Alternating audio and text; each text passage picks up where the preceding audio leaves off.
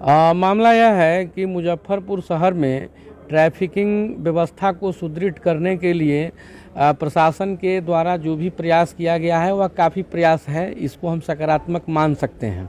लेकिन इसमें 3-4 पॉइंट हैं जिस पर ध्यान नहीं दिया गया है जिला प्रशासन के द्वारा। पहला जिसमें मेन पॉइंट ये है कि मुजफ्फरपुर शहर में जो भी ट्रैफिकिंग सिस्टम का जहाँ जहाँ पर बनाया गया है वहाँ पर एम्बुलेंस के लिए कोई व्यवस्था नहीं है। अगर कोई सर्टेन टाइम तक अगर सारी गाड़ियाँ रुकती हैं तो एम्बुलेंस को भी रुकना पड़ेगा, तो यह कहीं से ठीक नहीं है। उतना देर में किसी व्यक्ति की जान भी जा सकती है।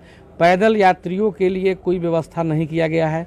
दूसरी बात है जो शहर में जो सड़क की जो स्थिति है वह काफ़ी तंग है और उसको चौड़ा होना चाहिए था और उसमें कहीं से कोई चौड़ीकरण भी नहीं किया गया है।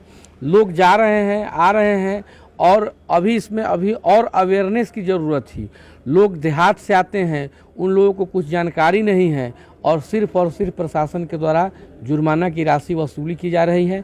हम इसको ये मान सकते हैं कि यह प्रशासन के द्वारा भयभीत किया जा रहा है, भय का प्रयास किया जा रहा है और लोगों से पैसे की वसूली करने का महत्व यह जो है सो एक सिस्टम बनाया गया है और कुछ है नहीं। सबसे पहले ट्रैफिकिंग में यह आवश्यक है कि व्यवस्था को पहले चुस्त दुरुस्त किया जाए, व्यवस्था सुदृढ़ हो, उसके बाद में लोग खुद जागरूक हो जाएंगे। इतना कुछ करने की आवश्यकता ही नहीं पड़ेगी। और यहाँ पर अभी है कि व्यवस्था के नाम पर जीरो और पैसे वसूली एकदम जैसे लग रहा है कि मुजफ्फरपुर अब लंदन ही होने वाला है या लंदन ही हो चुका है, उस हिसाब से लोग चल रहे हैं। यह कहीं ना कहीं मानवीय गरिमा के विरुद्ध हो रहा है। लोगों से ज़्यादा पैसा वसूल करके लोगों को एक भयभीत है। आम लोग जो कोर्ट में आ रहे हैं आज दिन, वो लोग बता रहे हैं कि अब टाउन में निकलने में भय लग रहा है। तो ये तो कहीं ना कहीं मानवाधिकार का उल्लंघन है कि लोग शहर आने से, कहीं जाने से भयभीत हो रहे हैं। तो ऐसा नहीं होना चाहिए था। एम्बुलेंस के लिए व्यवस्था हो, पैदल यात्रियों के लिए व्यवस्था हो, उसके बाद में आम जनमानस पर इसकी कोई भय वाली माहौल नहीं हो, ऐसी व्यवस्था सरकार के द्वारा किया जाना चाहिए। और ट्रैफिकिंग सिस्टम बिल्कुल ही सुदृढ़ होना चाहिए। यह तो आम जनता का बात है, इसमें सब लोगों का सहयोग का बात है।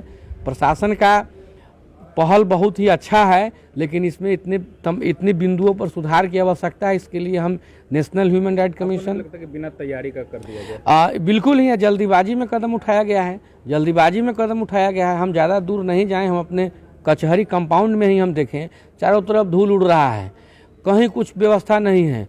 मुजफ्फरपुर कोर्ट उत्तर बिहार का सबसे बड़ा कोर्ट माना जाता है और यहाँ पर देखिए कि पूरे सड़क को खन दिया गया है और यहाँ पर सिविल कोर्ट कैंपस में धूल उड़ रहा है, कहीं कोई व्यवस्था नहीं है। और जल्दीबाजी में सिर्फ और सिर्फ सरकार को पैसे वसूली दिखाई दे रही है, व्यवस्था के नाम पर बिल्कुल ही जीरो है। इसके लिए हमने मानवाधिकार आयोग में हम गए हैं। नेक्स्ट वीक तक उम्मीद है कि नोटिफिकेशन जारी हो जाएगा आयोग के द्वारा। इस शो के प्रायोजक है मां भवानी डेकोर प्राइवेट लिमिटेड, मतलब a complete floor solution, new 0 mile Dadar road Muzaffarpur. SK banquet hall, central bank के सामने, मेन रोड माड़ीपुर। मुजफ्फरपुर का एकमात्र बैंक्वेट हॉल है जहां आप बर्थडे पार्टी से लेकर शादी विवाह तक का कर सकते हैं आयोजन।